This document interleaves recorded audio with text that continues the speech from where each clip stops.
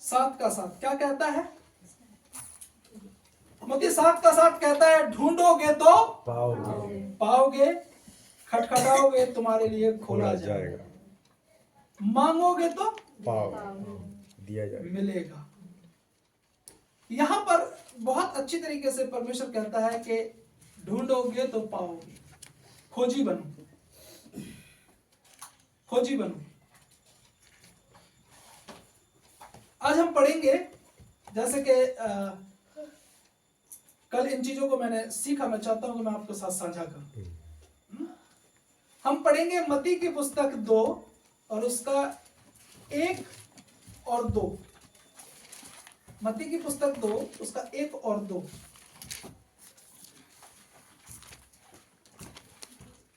Herod রাজার সময়ে জিউদিয়ার বৌথলামে যিশুর জন্ম হইলে পর দেখো পূর্ব দেশ হইতে কয়েকজন পণ্ডিত জেরুজালেমে আসিয়া কহিলেন, জিহুদীদের যে রাজা জন্মিয়াছে তিনি কোথায়? কারণ আমার পূর্ব দেশে তারা দেখিয়াছি ও তাহাকে প্রমাণ করিতে আসিয়াছে। तो यहां पर हम देखते हैं कि मत्ती 2 के 1 में यहां पे कहता है कि हेरोदेस राजा के दिनों में, जब हेरोदेस राजा था तो उसके दिनों में यहूदियों के बैतलहम में यीशु का जन्म हुआ। और इस बात की पुष्टि करने के लिए पूर्व से कई ज्योतिषी यरूशलेम को आकर पूछने लगे, यहूदियों का राजा जिसका जन्म हुआ है कहां है? क्योंकि हमने पूरब में उसका तारा देखा है और उसको प्रणाम करने आए हैं। जो प्रभु यीशु के जन्म को लेकर इतने उत्सुक थे, जो दूर देश से एक दूसरे देश में आए हैं, वो पूरब की ओर से यरूशलेम तक की यात्रा उन्होंने ऊंटों पे की। एक दिन में तो हुई नहीं होगी यात्रा, और ऊंटों पे की थी। आज की तरह मोटर गाड़ी नहीं थी कि वो करके गए और पहुंच गए थोड़ी देर में। ऊंटों की यात्रा थी, काफी लंबा समय वो तय कर आए। काफी लंबा समय, कितना समय ये सबमिट नहीं है, पर एक लंबा समय वो तय कर उस जगह पे पहुंचे। और वहां जाके पूछते हैं कि यहूदियों का राजा जिसका जन्म हुआ है वो कहां है? किससे पूछते हैं? हेरोदेस से पूछते हैं। यहां पर आज हमें इस चीज को समझना होगा कि वो जो पूरब से जो लोग निकले थे वो क्या करने निकले थे। जैसे मत्ती 7 का 7 कहता है, क्या कहता है? ढूंढोगे तो पाओगे, ढूंढोगे तो पाओगे। वो ढूंढने निकले थे कि जगत का उद्धार करता जन्मा है, कहां जन्मा है। वो ढूंढने निकले थे, न जाने कब के निकले होंगे बेचारे ढूंढने के लिए। ढूंढा तो पाया, ढूंढोगे तो पाओगे। उन्होंने ढूंढा, उन्हें मिल गया। अब ऐसा नहीं कि वो आज ही ढूंढने निकले होंगे, न जाने कब से, कितने सालों से वो इसी काम पे लगे होंगे। हाँ, ढूंढ रहे थे, और जो ढूंढता है उसे मिलता है, और जो ढूंढेगा ही नहीं उसे क्या मिलेगा? ढूंढोगे तो पाओगे। प्रभु का वचन साफ है। ये जो लोग थे, ये जो ज्योतिषी थे, ये यरूशलेम के नहीं थे, यरूशलेम के बाहर के थे। ये यहूदी भी नहीं थे, ये कोई और ही जाति के थे, पर ढूंढ रहे थे। परमेश्वर ने ये नहीं कहा कि सिर्फ मेरे लोग ही ढूंढेंगे तो पाएंगे। प्रभु ने क्या कहा है? ढूंढोगे तो पाओगे। कोई भी ढूंढ सकता है, कोई भी जाति धर्म का व्यक्ति ढूंढ सकता है, और जो ढूंढता है वो पाता है। वो ढूंढ रहे थे, अब ढूंढते ढूंढते वहां पहुंच गए। आगे की आयत क्या कहती है उसे भी जरा ध्यान देंगे। आगे का हम अगर पढ़ना चाहें तो हम पढ़ेंगे 3 से लेकर हम 8 तक इसे कंप्लीट करेंगे। यहां पे कहता है, यह सुनकर हेरोदेस राजा और उसके साथ सारा यरूशलेम घबरा गया। हेरोदेस राजा जो था वो घबरा गया इस बात को सुनकर। कहता ये कैसे हो गया, राजा तो मैं हूं, यहूदियों का राजा का मतलब क्या है। घबरा गया। पर बड़ा चालाक राजा था, बड़ा ही स्मार्ट राजा था, या ये कहें बड़ा ही धूर्त और पाखंडी राजा था। उसका पाखंड कैसा था इससे भी हम समझते हैं बाइबल से। यहां पे लिखा है कि तब हेरोदेस ने उसने लोगों के सब प्रधान याजकों और शास्त्रियों को इकट्ठा करके उनसे पूछा, मसीह का जन्म कहां होना चाहिए। उसने किन्हें बुलाया, शास्त्रियों को, याजकों को, उनके लीडरों को, उन लोगों को जो मंदिर में सेवकाई करते हैं, उन लोगों को जिन्हें परमेश्वर ने पहले ही अपनी निज संतान करके पुकारा था। जैसे कि हम देखते हैं व्यवस्था विवरण उसके 14 के 2 में वहां लिखा है, क्योंकि तू अपने परमेश्वर यहोवा के लिए एक पवित्र समाज है और यहोवा ने तुझको पृथ्वी भर के समस्त देशों के लोगों में से अपनी निज संपत्ति होने के लिए चुन लिया है। निज संपत्ति होने के लिए चुन लिया। याजकों को परमेश्वर ने अपनी निज संपत्ति बोल के चुन लिया था कि ये लोग ही मंदिर में जाएंगे, ये लोग ही मंदिर में जाके सेवकाई का काम करेंगे, ये लोग ही काम करेंगे। जिन्हें परमेश्वर ने चुना था वो ढूंढ नहीं रहे थे। अब बातों पे ध्यान देना। जिन्हें परमेश्वर ने पहले ही चुन लिया था वो नहीं ढूंढ रहे थे, ढूंढ कौन रहा था, जिन्हें परमेश्वर ने चुना ही नहीं था वो ढूंढ रहे थे। जिन्हें चुना था वो ढूंढ नहीं रहे थे। आज ऐसा ही हाल हमारे चर्चों में है। हम बपतिस्मा ले लेते हैं, परमेश्वर की चुनाहट में आ चुके हैं, परमेश्वर ने हमें चुन लिया है, हम प्रभु के राज्य में हैं, बड़े बड़े फक्र से चलते हैं। पर हम जैसे ही हमारा बपतिस्मा हो जाता है हम उसके बाद ढूंढना बंद कर देते हैं। पहले तो बहुत ढूंढते हैं, बहुत कुछ ढूंढने की कोशिश करते हैं, बहुत कुछ जानने की कोशिश करते हैं, बाइबल स्टडियां लेते हैं साहब। कई लोगों के मुंह से तो मैंने ये तक सुना है कि बपतिस्मा देने से पहले बाइबल स्टडी बहुत जरूरी है। भाई जरूरी है, मैं मना नहीं करता हूं, जरूरी है।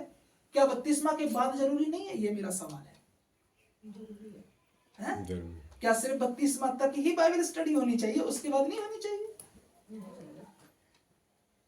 जबकि परमेश्वर कहता है ढूंढोगे तो पाओगे।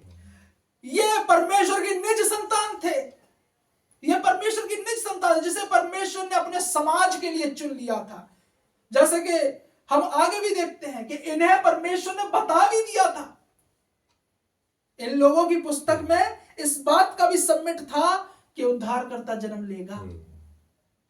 यशायाह की पुस्तक 7 के 14 में, इस कारण प्रभु आप ही तुमको एक चिन्ह देगा, सुनो एक कुंवारी गर्भवती होगी और पुत्र जनेगी और उसका नाम इमानुएल रखेगी। यह परमेश्वर ने चिन्ह भी दे दिया कि देखो ऐसा ऐसा होगा। उन्हें जानकारी थी कि ऐसा होगा, पर उन्होंने कभी उसे खोजने की कोशिश नहीं की कि कब होगा, कहां होगा, कैसे होगा, जानने की कोशिश नहीं की। अगर जानने की कोशिश नहीं करोगे तो नहीं मिलेगा, ढूंढोगे ही नहीं तो नहीं मिलेगा। पर जिन्होंने ढूंढा उन्हें मिला।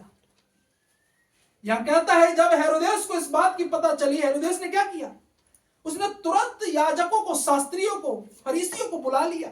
कहता है खोलो अपनी किताबें, बताओ ये जो बोल रहे हैं सच बोल रहे हैं कि झूठ बोल रहे हैं।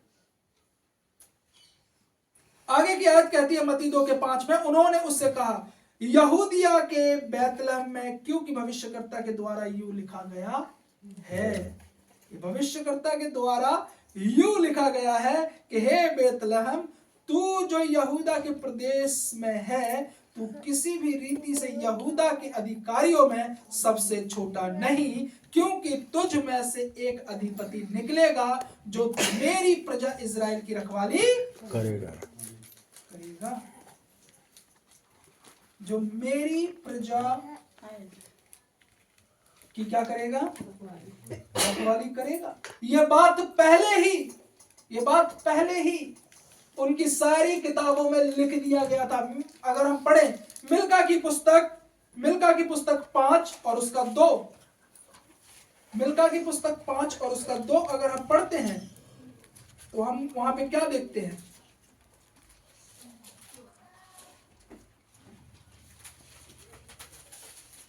मिल्का की पुस्तक 5 और उसके 2 में लिखा है, हे बैतलहम एफ्राता, यदि तू ऐसा छोटा है कि यहूदा के हजारों में गिना नहीं जाता, तो भी तुझ में से मेरे लिए एक पुरुष निकलेगा जो इजरायलियों में प्रभुता करने वाला, और उसका निकलना प्राचीन काल से वरन अनादि काल से होता आया है।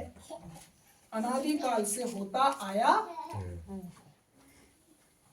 ये बात पहले ही बता दी गई थी, पर उन लोगों ने क्या किया? यहूदियों ने क्या किया? शास्त्री फरीसियों ने क्या किया? जिनके पास किताब थी, जिनके पास परमेश्वर की व्यवस्था थी, उन्होंने क्या किया? ढूंढा? नहीं ढूंढा। आगे वचन क्या कहता है? तब हेरोदेस ने ज्योतिषियों को चुपके से बुलाकर उनसे पूछा कि तारा ठीक किस समय दिखाई दिया था। देखो, हेरोदेस राजा का यहां हम चरित्र समझने की कोशिश करते हैं। हेरोदेस राजा का चरित्र कैसा था? पाखंडी का। कैसा था? पाखंडी का। क्योंकि वो विचलित तो हो ही गया। ये सुन करके यहूदियों का राजा आया, घबरा गया कि भाई अब तो मेरा राज्यपाट चला गया। पर उसने पाखंड दिखाया। क्या पाखंड दिखाया? उसने उन ज्योतिषियों को बुलाया और उनसे कहता है कि देखो, तुम्हें जब वो बच्चा मिल जाए क्या करना? आकर मुझे बताना। 8वीं आयत कहती है, और उसने यह कहकर उन्हें बैतलहम भेजा, जाओ उस बालक के विषय में ठीक ठीक मालूम करो, और जब वह मिल जाए तो मुझे समाचार दो, ताकि मैं आकर उसको प्रणाम करूं। इतिहास गवाह है, बाइबल में इस बात को लिखा हुआ है। आप और मैं कई बार इन बातों को पढ़ चुके हैं कि हेरोदेस राजा जो था, जो यहाँ पर कहता है कि मुझे आगे बताना, मैं उस बच्चे को प्रणाम करूंगा। जब उसे जानकारी नहीं दी गई थी तो उसने 2 साल के बच्चों तक को मरवा डाला था। मरवा डाला था उसने। अब ध्यान दे रहे हैं बातों पे? पाखंड साफ दिखाई दे रहा था। पहले कहता कि मुझे बताना, मैं भी प्रणाम करूंगा, पर जब उसे पता नहीं चला तो उसने सबको मरवा डाला। ये पाखंड था। क्योंकि अगर उसे पहले बता दिया जाता, तो वह क्या करता? यीशु को जाके हानि पहुंचा सकता था। पाखंड था। कहीं मैं और आप भी तो हेरोदेस की तरह पाखंडी तो नहीं बन के बैठ गए? आज मुझे और आपको अपने अंदर ये जचाई करनी है कि मेरे अंदर अहंकार का राजा तो नहीं उत्पन्न हो गया, इस बात का अहंकार तो नहीं उत्पन्न हो गया कि मैं प्रभु के संतान बन गया है? और उस अहंकार में आके प्रभु को खोजना ही बंद ना कर दो। खोजते रहो प्रभु को। आगे की आयत कहती है, वे राजा की बात सुनकर चले गए, और जो तारा उन्होंने पूरब में देखा था वह उनके आगे आगे चला, और जहां बालक था उस जगह के ऊपर पहुंचकर ठहर गया। उस तारे को देखकर वे अति आनंदित हुए। उन्होंने उस घर में पहुंचकर उस बालक को उसकी माता मरियम के साथ देखा, और मुंह के बल गिरकर बालक को प्रणाम किया, और अपना अपना थैला खोलकर उसे सोना, लोबान, गंधरस की भेंट चढ़ाई।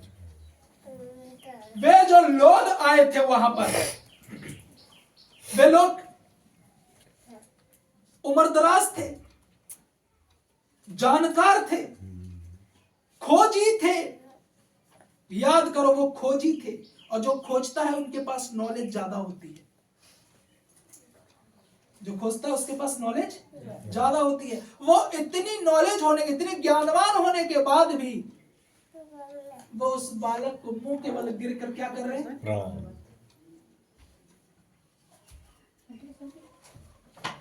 वो उस बालक के सामने मुंह के बल गिरकर प्रणाम कर रहे हैं। वो कहते हैं कौन आया है? यहूदियों का राजा, यहूदियों का राजा। ये सोचकर वो प्रणाम कर रहे हैं। कहते जगत का राजा आया है, उसको प्रणाम कर रहे हैं। उम्र दराज। और आज हमारे उम्र दराज कितने प्रभु के पास आते हैं टूटकर। उम्र दराज की तो बात छोड़ो, हम जवान लोग टूट के नहीं जाते प्रभु के पास हैं? प्रभु को कैसे प्रार्थना में करते हैं? जब हमारी जरूरत होती है तो थोड़ी सी प्रार्थना कर ले। कभी ये सोचा कि चलो हम चल के एक साथ चर्च में बैठ के प्रभु को खोजेंगे? कभी सोचा कि चलो एक साथ हम चर्च में बैठ के परमेश्वर के विषय में थोड़ी और जानकारियां लेंगे?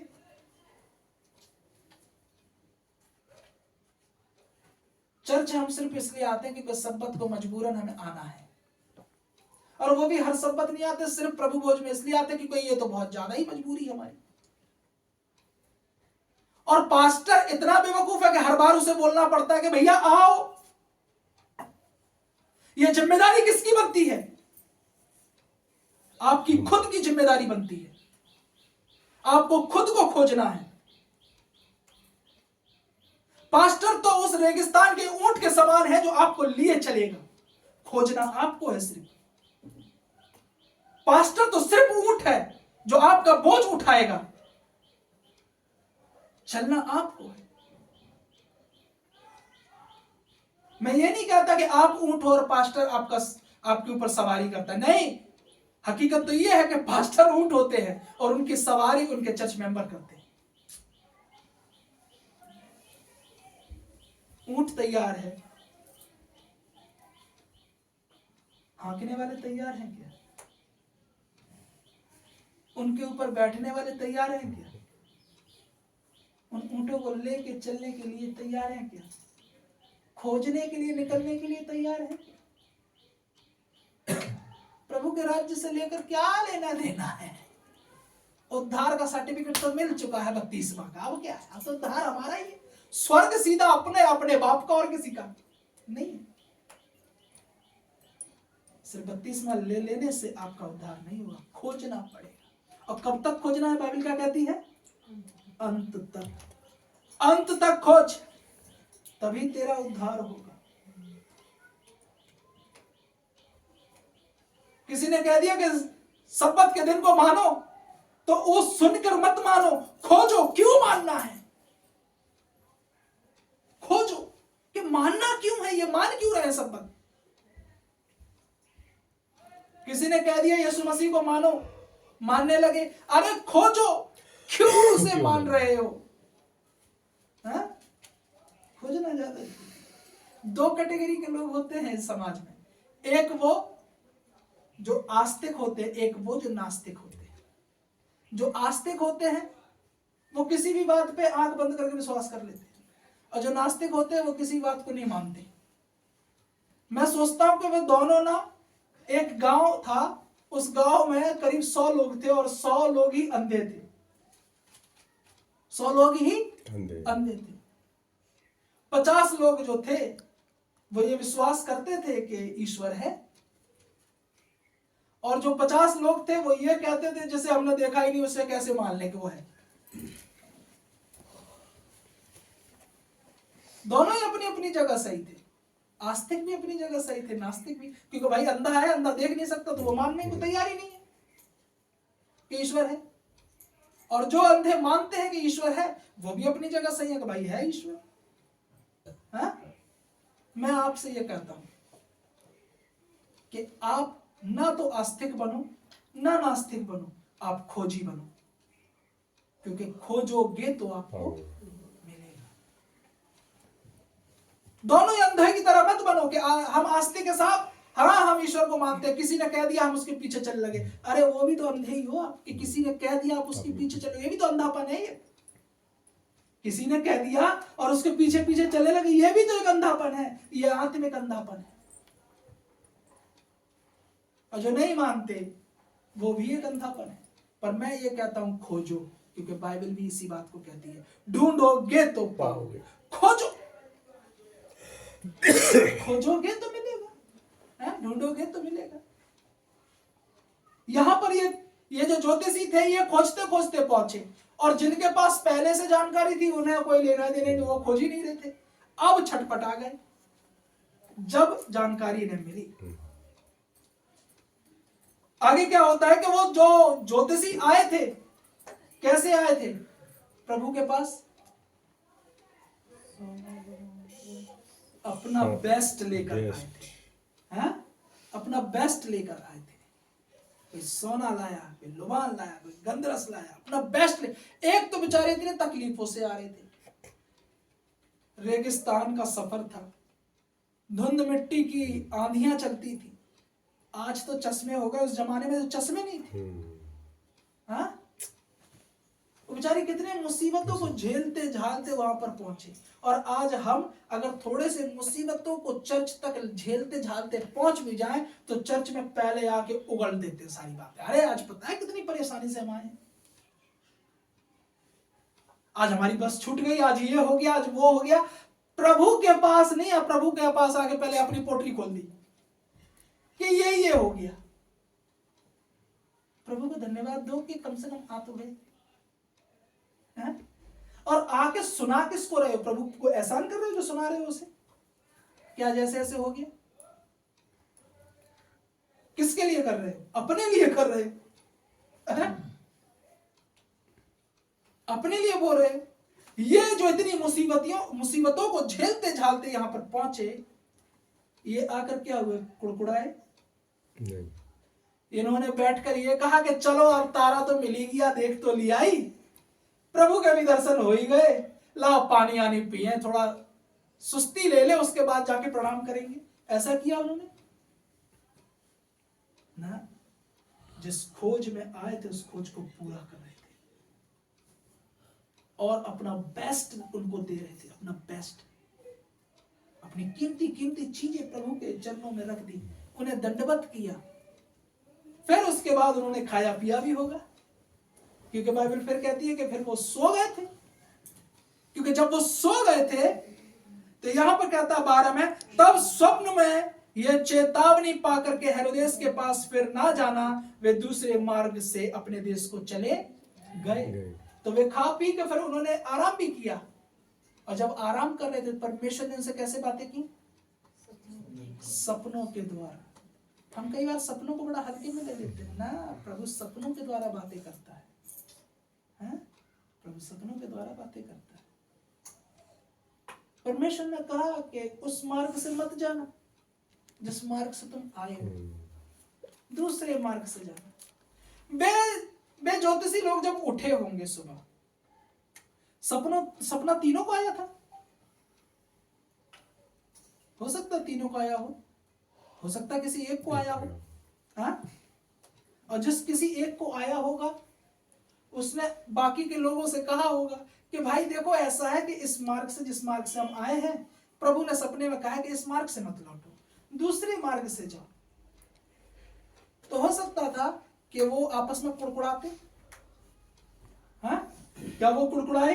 नहीं कुड़कुड़ाए। मैं और आप होते तो कुड़कुड़ाते, कहते अरे इस रास्ता से चलो ना, इस रास्ता को तो हम जान भी चुके हैं।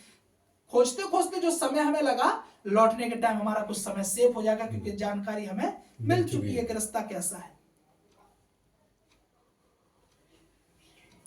पर वहां परमेश्वर कहता है कि दूसरे मार्ग से जा। हो सकता है कि दूसरे मार्ग में इससे भी ज्यादा चुनौतियां होंगी। जिस मार्ग से आए उस मार्ग से ज्यादा चुनौतियां दूसरे मार्ग में होंगी। क्या उन्होंने परमेश्वर से कुड़कुड़ाए कि प्रभु तू हमें दूसरे मार्ग से क्यों भेज रहा है? वहां ना जाने कितने और गड्ढे होंगे, वहां ना जाने कितने और हमें चलना पड़ेगा, यहां तो हम कई महीनों से चले आ रहे हैं प्रभु, न जाने आगे और कितने महीना हमें चलना पड़ेगा। अब तो प्रभु हमारे पास खाना पीना भी नहीं है, जितना लाए थे वो हम हमारे रास्ते में खत्म हो चुका, जो धन दौलत भी थी वो भी प्रभु हम चढ़ा चुके हैं, आगे के लिए सरवाइव करने के लिए हमारे पास तो अब कुछ है नहीं, प्रभु हम कैसे उस मार्ग पे जाएं? क्या उन्होंने ये बात को कहा? अगर आज का समय होता और आज मैं और आप होते तो हम जरूर प्रभु से ये कहते, अरे प्रभु कैसे होगा, प्रभु हमारी तो पॉकेटें खाली होगी, प्रभु कैसे जाएंगे आप उधर?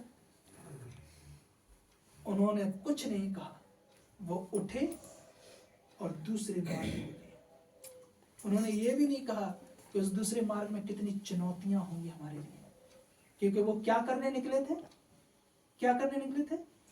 खोजने निकले थे। और जब आप खोजने निकलोगे आपको खुद पता होना चाहिए कि चुनौतियां कितनी होती हैं। जब खोजने निकलोगे तो चुनौतियां होती हैं।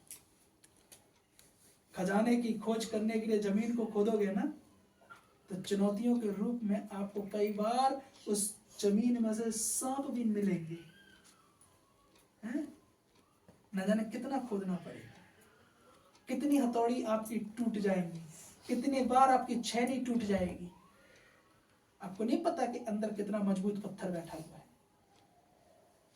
पर अगर खोजोगे तो ढूंढोगे तो पाओगे। खोजी बनो। जब तुम खोजी बनोगे ना, जब तुम खोजी बनोगे तो ये सोचकर खोजी बनना कि अब मेरा जो सफर है वो चुनौतियों का सफर होगा। अब मेरा जो सफर है वो क्या होगा? चुनौतियों का सफर होगा। और जब आप एक्सेप्ट कर लोगे तभी आप सही खोजी बन पाओगे। अगर आप सोचोगे कि आपके जीवन में सब कुछ सही सही चल रहा है, सब कुछ सही सही हो रहा है, आप गलत गाड़ी में बैठे हो गुरु, सब कुछ सही होगा, ऐसा नहीं होगा। जब चुनौतियां होंगी, जब ऊपर नीचे होगा, तभी तो प्रभु आपके साथ रहेगा और आपको पानी पे चलने की अथॉरिटी भी देगा। खोजी बनना पड़ेगा, चाहत पैदा करनी पड़ेगी। पतरस ने चाहत की, प्रभु मैं चलना चाहता हूं पानी पे।